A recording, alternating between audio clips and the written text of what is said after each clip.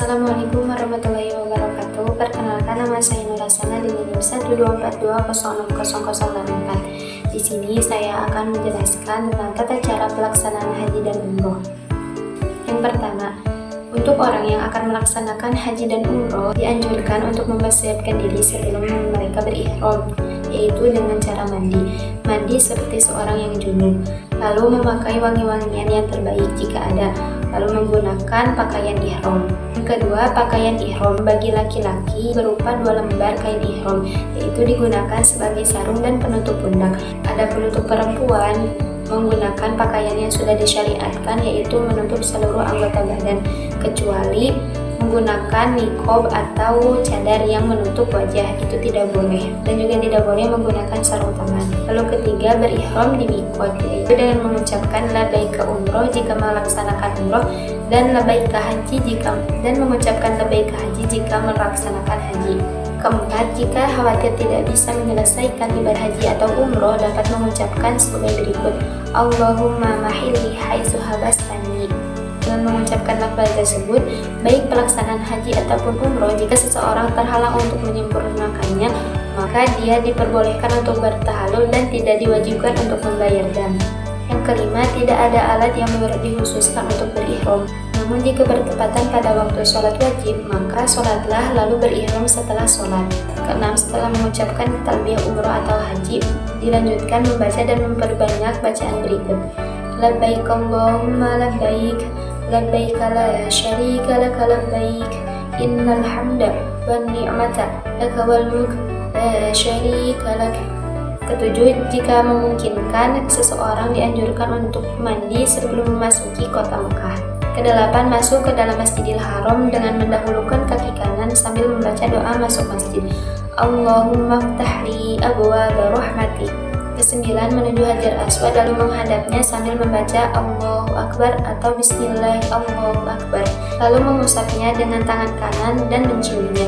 Jika tidak memungkinkan untuk menciumnya, maka cukup dengan mengusapnya. Jika tidak memungkinkan untuk mengusapnya, maka cukup dengan menggunakan isyarat kepadanya dengan tangan. Ini dilakukan setiap putaran tawaf. Ke-10, kemudian memulai tawaf 7 putaran. Yang pertama, dimulai dari Hajar Aswad dan berhenti di Hajar Aswad. Disunahkan berlari-lari kecil pada 3 putaran pertama dan jalan biasa pada 4 putaran terakhir. Ke-11, disunahkan untuk mengusap rukun yamani pada setiap putaran tawaf, namun tidak disunahkan untuk mencium rukun yamani.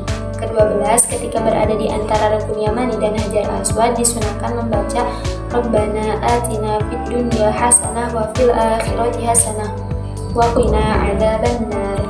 13, tidak ada bacaan atau zikir yang tertentu pada saat melaksanakan tawaf selain yang sudah disebutkan pada nomor 12. Bisa membacakan zikir atau bacaan yang sudah biasa dibacakan. Setelah tawaf, menutup kedua pundaknya lalu menuju ke makam Ibrahim sambil membaca Watakhidu min maqami Ibrahim musholla. Ke-15, sholat sunnah 2 rakaat di belakang makam Ibrahim. Rakaat pertama setelah membaca surat Al-Fatihah, surat Al-Kafirun, dan pada rakaat kedua setelah membaca surat Al-Fatihah, membaca surat Al-Ikhlas. Ke-16, setelah melaksanakan sholat disunahkan untuk meminum air zam-zam dan menyirami kepada dengannya. Ke-17, kembali ke Hajar Aswad, bertakbir lalu mengusap dan menciumnya jika itu memungkinkan. Ke-18, mendekati sofa untuk melaksanakan sa'i. Ketika sudah mendekati sofa, lalu membaca Inna sofa wal marwata min sya'airillah, lalu mengucap Nabda'u bima nabda'u wa bih.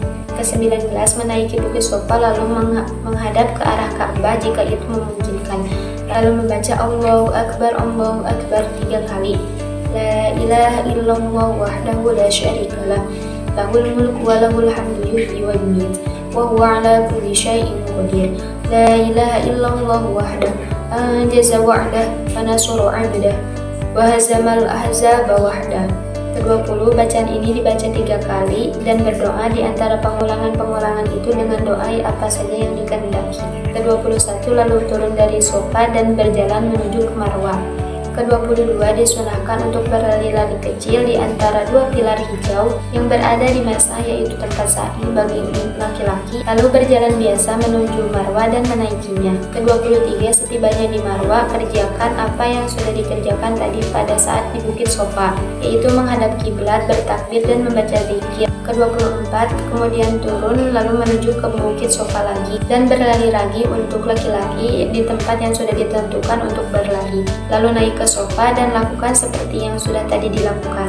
Dengan demikian terhitung 2 putaran. Ke-25 lakukan hal ini sampai 7 kali dengan berakhir di Marwah. Ke-26 tidak ada bacaan atau doa atau zikir yang sudah ditentukan, maka boleh berzikir, berdoa, atau membaca bacaan yang dikehendaki. 27 adapun yang sudah diriwayatkan oleh Abdullah bin Mas'ud dan Abdullah bin Umar radhiyallahu anhuma bahwasannya mereka pada saat sa'i membaca doa sebagai berikut: Allahumma ighfir warham wa antal a'azzul akram. Ke-28 setelah sa'i lalu melakukan tahallul, yaitu memendekkan seluruh rambut atau mencukur gundul, itu yang lebih afdol untuk laki-laki.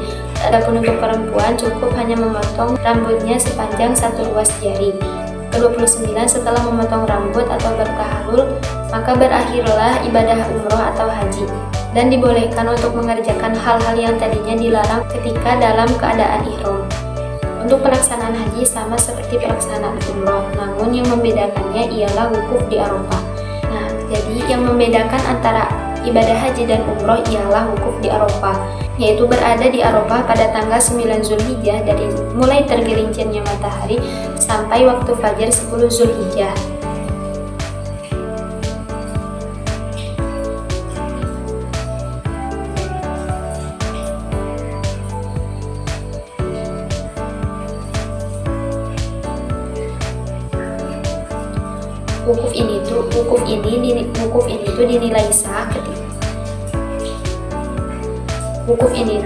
Wukuf dinilai sah walaupun pelaksanaannya hanya sesaat selama dalam rentang waktu tersebut.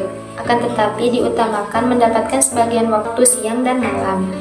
Adapun amalan ketika wukuf dianjurkan untuk membaca Quran, istighfar, zikir, tahlil, dan lain-lain. Untuk pelaksanaan wukuf tidak disyaratkan suci dari hadas kecil dan hadas besar, jadi untuk wanita yang haid ataupun nifas diperbolehkan dan sah-sah saja untuk melaksanakan wukufnya. Sekian yang bisa saya sampaikan, mohon maaf bila ada kesalahan. Wassalamualaikum warahmatullahi wabarakatuh.